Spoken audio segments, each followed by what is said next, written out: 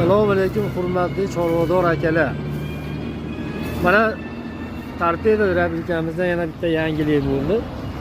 Endi biz malatko'yli drabilkamizni yangicha usulda chiqardik. Endi bu malatko'ylari qurutdan qilindi.